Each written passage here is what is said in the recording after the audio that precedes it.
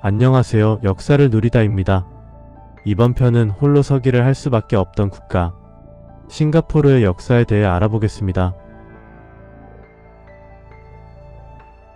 싱가포르는 말레이 반도의 남쪽 끝 싱가포르 섬에 있는 인구 580만 명이 사는 공화국입니다. 싱가포르는 63개의 섬으로 이루어진 섬나라로 인구 대부분이 싱가포르 섬에 거주하고 있습니다. 인구 구성은 중국계 74%, 말레이계 13%, 인도계 9%로 화교라고 부르는 중국계 싱가포르인이 절대 다수를 차지하고 있습니다. 북쪽에 조호르 해협을 두고 말레이시아의 조호르 바루와 이어지며 남쪽으로는 말라카 해협으로 인도네시아 파탐섬과 마주 보고 있습니다. 사회문화적으로는 중국계 싱가포르인이 인구 다수를 차지하기에 넓은 의미의 중화권으로 분류되기도 하나 영미권의 제도를 적용한 융합적인 문화를 갖추고 있습니다. 싱가포르의 쿠코는 말레이어 싱하푸라가 영어로 변환돼서 유래했는데 싱하푸라는 산스크리트어 시마푸라를 그 기원으로 하며 시마는 사자라는 뜻이고 푸라는 도시라는 뜻입니다. 싱가포르에 관한 가장 오래된 기록은 2세기경 로마 제국 과학자 프톨레마이오스의 지리학에서 사바나라는 이름으로 불리는 무역항으로 표시되어 있습니다. 이후 팔렘방에 있던 왕자 상릴라 우타마가 싱가포르 섬 일대에 싱가푸라 왕국을 세웠고 100년간 전성기를 누렸습니다. 그러나 인도네시아 일대에서 성장한 마자파히트 제국이 전성기를 누리는 과정에서 싱가포르 일대를 강탈했으며 싱가푸라 왕국의 5대왕 파라메스와라는 한적한 어촌인 물라카로 급히 전도하여 쿠코를 물라카 술탄국으로 개칭했습니다. 이후 물라카가 명나라의 비호 아래 동남아시아의 최대 무역항으로 성장하면서 싱가포르 일대는 어촌으로 전락해버리고 말았습니다. 16세기 초 물라카 술탄국이 포르투갈 왕국에 의해 멸망하기 직전에 왕자 알라우딘 리아스 4세가 조호르로 피난했고 조호르 술탄국을 세우며 정통성을 이어갔습니다. 17세기 중반부터 싱가포르 일대는 조호르 술탄국의 영토로 있었지만 재개발되는 일은 없었고 해적들의 소굴로 악명을 떨치게 되었습니다. 이후 1818년 현 인도네시아 서부에 있던 붕쿨루 총독인 대영 제국의 토머스 스탠포드 래플스가 네덜란드 연합왕국과 경쟁을 위해 새로운 거점을 찾던 중 1819년 조호르 술탄국의 남쪽 변방이던 싱가포르 일대에 도착해 망명 중이던 왕자 탱쿠 후세인을 데려와 조호르 술탄으로 인정하는 대신 싱가포르 일대에 무역 기지를 세우는 파쿠아르와 협정을 체결했습니다. 래플스는 이후 4년 동안 싱가포르를 오지에서 항구 도시로 발전시켰고 이를 계기로 오늘날 동남아시아의 대표 무역항으로서 싱가포르의 역사가 시작되었습니다. 이에 따라 도시 개발을 위해 청나라의 저임금 노동자를 대거 고용하여 이주시켰고 청나라 상인도 돈벌이를 위해 이민을 오면서 원주민보다 중국인이 대다수를 차지하게 되었고 인도인 죄수들도 도시 개발을 위해 징발되면서 소수이지만 꽤 많은 인구가 함께 정착했습니다. 이들은 자기 나름대로 각자의 핏줄을 자각했기에 다른 동남아시아 식민지와 달리 민족주의가 싹트진 않았습니다. 이 덕에 지위도 동인도 회사 식민지에서 대영제국 식민지로 상승하면서 대영제국 해군의 비호 또한 얻게 되었습니다.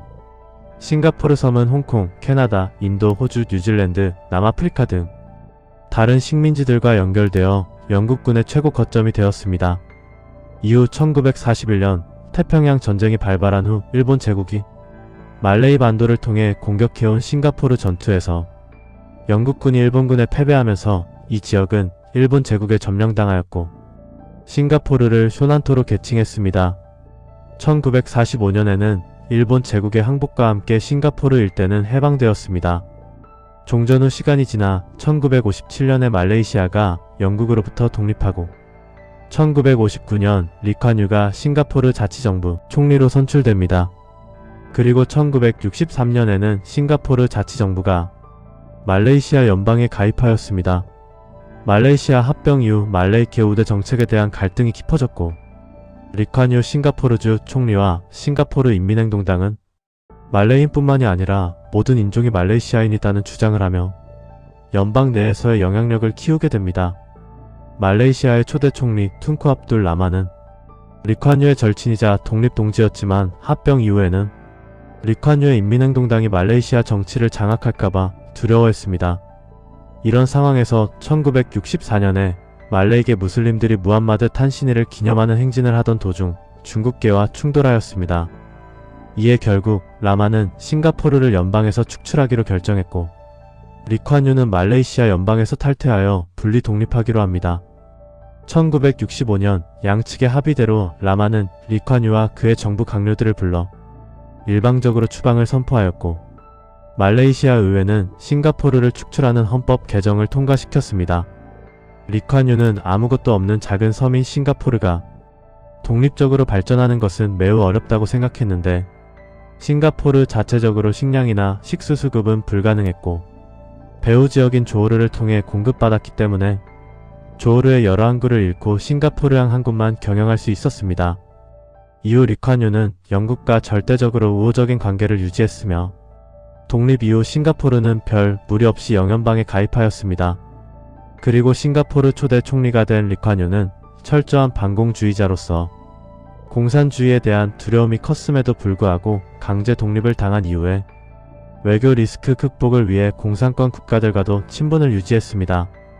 또한 일당 독재로 국가를 통제하는 사회주의식 자본주의를 창안했고 중국계 싱가포르인들이 70%라 공공연하게 중국계를 우선하거나 중화권 문화를 밀어줄 경우 다른 인종의 반발을 살 수 있어 다인종 다민족이 공존하는 싱가포르를 만드는데 노력했습니다.